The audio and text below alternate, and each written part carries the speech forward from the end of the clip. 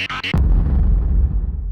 Awesome Writer here. Welcome to my review for the Power Rangers Dino Fury Battle Attackers Void Knight and SnagEye set. So if you don't remember, these figures are kind of a gimmick figure line. I covered the first two, which were red and blue, and they come with a Ranger figure and then a villain. And they have this gimmick where the Ranger can effectively do an action at the villain and knock them down. The second wave includes the Black Ranger and Void Knight here. And I wanted to pick up this because I'm a big fan of the Void Knight suit and I thought it would be neat. This guy also here has yet to debut in Dino Fury, but he's actually a very important character in Resoldier. He winds up being Resol Black's master. So I don't know what we're going to do with him or if we'll do anything similar, but I think it's kind of interesting. I think it's unfortunate that this wave doesn't include the best character in all of Dino Fury, Ragnarok, but here's hoping for Series 2. So let's just talk about the villain first here. The villain figures are the most basic. You know, they have all the paint details they need to for something like this. You know, it could be worse.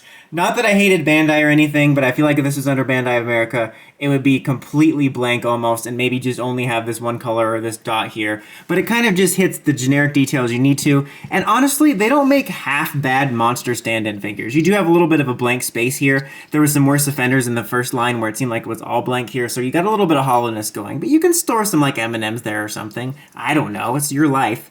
But like I'm saying, if you want monster figures for your line, these are a little bit stylized. They both look a little bit play schooly, but they're not half bad for that. This guy, if he becomes prominent, might end up being a mainline figure, but who knows. You even have like a symbol over here and stuff, so it's honestly not half bad looking. You know, it definitely looks a little more stylized than the show for this one in particular because he's a little bit more slender. He's a bulky guy, but he doesn't kind of crouch like this, but it's honestly not bad, and it's better than I'd expect for basically a cannon fodder figure. And articulation-wise, you can really just move his arms around 360, and you can move his head side to side a little bit. I mean, it's possible to move it all the way technically, but unfortunately, like this piece stops it here when it clashes with this piece. But I appreciate that you can move it a little bit. I've talked about this before, you know, even when you have a really basic figure that just stands there, just being able to turn their head a little bit gives it a lot of personality in my opinion. And he does have this weapon which is removable, just kind of your standard fair gray Power Rangers weapon, you know, nothing too spectacular. But again, it's kind of nice he has his own weapon there. Then for the Void Knight figure, again, this is very stylized. If you're after a Void Knight figure for your collection, you're definitely going to want to go for the regular one, which I'll show a comparison for in a second. Like, these are very much kiddie play school stylized ones. And it's not bad, though. It's actually pretty much the base details you need for Void Knight, too. He actually doesn't have a lot going on. But it looks fine for what it is, but I feel like you shouldn't really be here for the looks. Like, if you're going to be complaining about this figure for show accuracy, you're not understanding what the point of this figure is.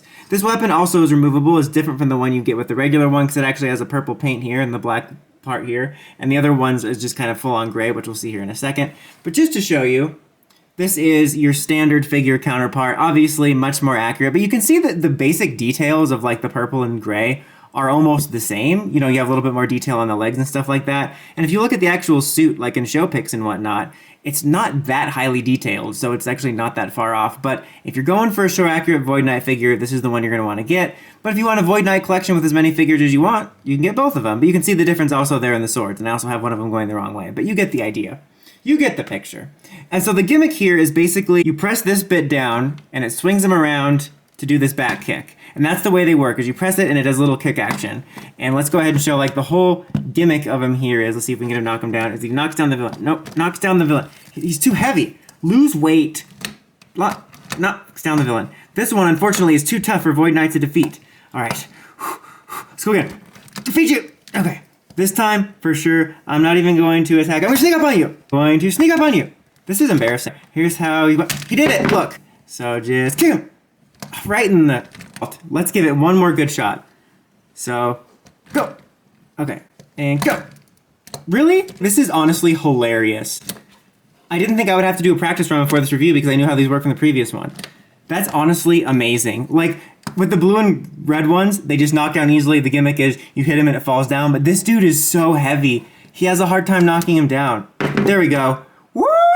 Get the idea. I find that absolutely hilarious that this guy is so heavy he has a hard time knocking him down. That made for a funny thing in the review, not so much for this figure. So maybe that's a bit of a drawback here if you want to get this for your kid. Maybe unless they're probably smarter than me, so they'll probably have less trouble. But you know, that's something to consider, is this guy is heavier than the previous ones, so he has a bit of a hard time.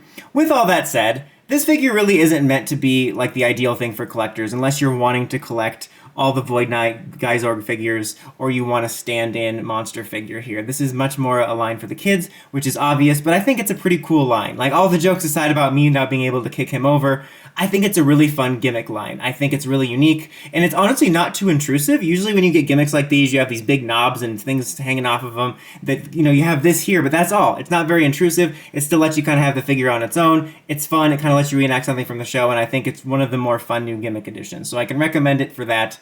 Just try to be more skilled at knocking over a plastic monster than Dawson. That's about it for this one, though, guys. Until next time, don't forget to like, comment, subscribe, and climb the steps and ring that bell so you get notifications for my videos. Dawson Rider, signing out.